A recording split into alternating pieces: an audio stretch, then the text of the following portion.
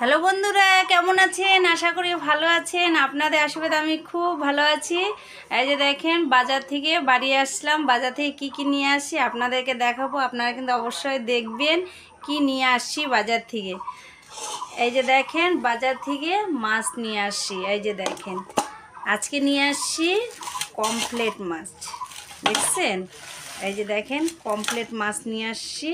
আজকে অল্প করেই আনছি, কারণ হচ্ছে টাকা কম ছিল, তাই কাজের থেকে ওদিক দিয়ে বাজার করে বাড়ি আসলাম। এই যে দেখছেন, কমপ্লেট মাছ আনছি।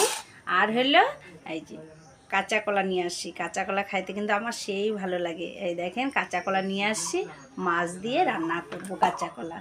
আর এই দেখেন, কোয়াশ নিয়ে আসছি। এই দেখেন, 3টা কোয়াশ নিয়ে আসছি, কারণ এখন তো বর্ষা পড়ে যাচ্ছে না, এখন তো সবজির দাম হয়ে গেছে অনেক।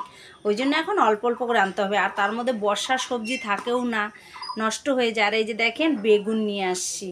কিন্তু আলুটা আমাদের বাড়িতে প্রচুর লাগে, আলু নিয়ে আসি। এই যে দেখেন কতগুলো, দেখছেন? 1 গামলা আলু নিয়ে আসছি। আর বেশি কিছু আনি নাই, কারণ প্রচণ্ড দাম জিনিসের। আর এখন তো বর্ষার সময় তো এমনিতেই দাম হয়। আর এই যে দেখেন, আদা নিয়ে আসছি।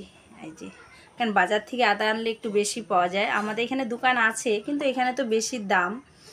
এখন মাছগুলা পরিষ্কার করতে কুয়ার পাড়ে চলে যাব। বৃষ্টি পড়তেছে, আকাশটা প্রচণ্ড খারাপ। এখন বর্ষার দিন না, মানে কি আর বলবো। এই দেখেন, বেগুনগুলো আনছি, তাও পোকা বেগুনগুলা। কিচ্ছু করার নাই, ওইভাবেই অল্প অল্প করে আইনে খাইতে হবে।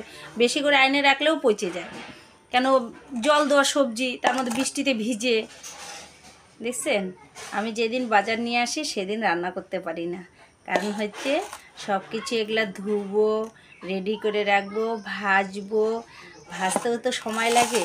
ওই জন্য আমি মাছের ঝোলটা পরের দিন করি। আর আমার হলো কি, যখন মাছটা আনি না, তখন ভাজলে পরেও আর রান্না করলে তখন ভালো লাগে না। কারণ আমি একটু খাওয়ার একটু খুব ঝামেলা, মানে এটা খাই না, ওইটা খাই না। আমার অনেক রকমের সমস্যা আছে, তো ওই জন্য অনেক অনেক জিনিস আমি খাই না। যেটুকু খাই বাজারে খুঁজে খুঁজে ওইটুকুই নিয়ে আসি। ঠিক আছে বন্ধুরা, ভালো থাকুন, সুস্থ থাকুন, রাখি।